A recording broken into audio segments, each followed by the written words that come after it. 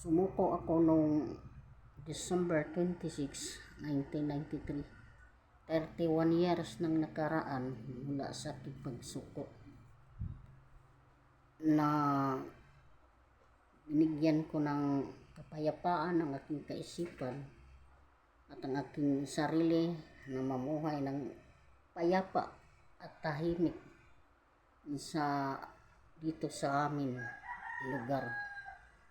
Pagkat noon, masaya na ko kasama yung mga kaibigan, mga kamag-anak. At 1994, January 1994, sumuko yung kuya ko na nagsama na kaming lahat dito at yung sunod-sunod na pagsuko ng aming mga kasamahan pagka 1994. Tapos yung mga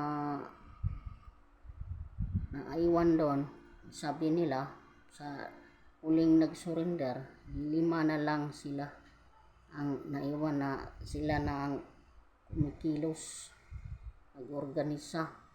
Tapos may persa na mula ng Samar na tumulong sa kanila. Pati yung commander ng hukbo nag-surrender din kasi nalumural sila sa mga pangyayari, sa mga ginawa ng mga kadre.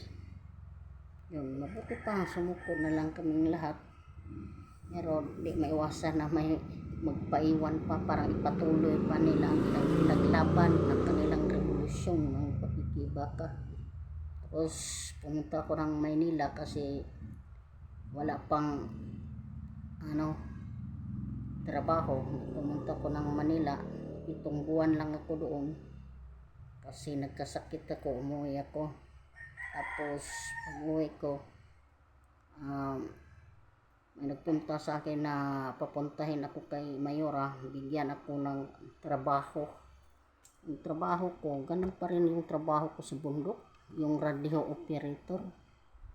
3 taon ako nag-radio operator sa bahay ni Mayora at na-assign sa staff ng munisipyo. At nagtrabaho ako doon at may sahod na ako. Tulad ng dating na radio operator na walang sahod. Yung 3 taon ako na radio operator, hindi maiwasan na maraming mainggit, maraming mga SIP. Pagka eleksyon, yung hindi na ako, pagkatapos ng eleksyon, hindi na ako na-renew sa aking service contract. Umuwi na lang ko sa bayan. Palipat-lipat na lang ng mga politiko na mag-radio operator. Pag may politiko na kumuha sa akin bilang radio operator, trabaho ako sa kanila hanggang 2001 na kandidato ako bilang kagawad sa barangay namin at nanalo ng isang bisis, pero hindi pinalad sa pangalawang pagkakataon, natalo. At masaya pa rin ako nagtrabaho, nag-uma, ano na lang ang ginagawa para mabuhay kasi wala nang yung mga magulang ko na matay na sila. Nagtrabaho na lang hanggat kailan na may buhay pa. Yun ang mahirap kasi hindi natin alam na, lalo na sa mga magulang, sana i-check ang kanilang mga anak, baka sumama na sa mga arali, nandoon na sa kabila. Mas maigi na mabigyan sila ng payo habang hindi pa sila nagpunta doon. Kasi yung kahirapan doon, pag mamatay, wala na.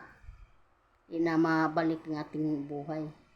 Kaya na mas mabuti na hindi na lang sila sumali sa mga kahit ano na mga legal na mga organisasyon para hindi sila matulad sa akin at hindi sila matulad ng aming mga kasamahan na nawala sa mundong ito dahil namatay sa enkwentro.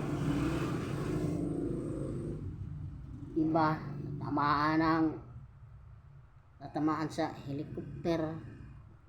Yung isang babae na kasamahan namin na tamaan sa 50 caliber, patay. Yun naman, kasi hirap iwasan ng bala. Mas maganda lang yung parang kidlat yung kilos, pero hindi ano na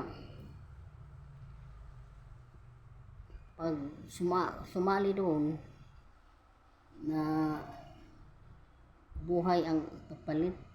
Maganda lang di matamaan ang bala. Pag matamaan, paano na ang mga magulang na walang kaalam-alam na doon pala. Kasi yung marami akong nakita na mga interview na yung mga kabataan na pumasok doon, ng iba namatay, ng iba sumuko. Habang wala pa, kailangan na suhi ang ating mga desisyon. Hindi tayo padalos-dalos sa mga desisyon. Ako nga, nagtago lang, di ko nagdesisyon ng maaga na mag full time. Tago-tago lang, pero ganun pa rin ang buhay, tago ng tago. Takbo ng takbo. Kasi wala namang mga dahilan natin sa ating gobyerno ngayon.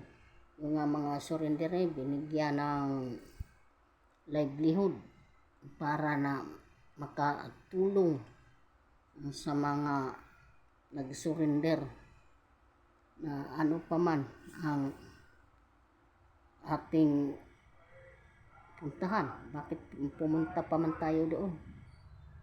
Maayos ng kalsada, mayroon ng kuryente. Yon ang problema.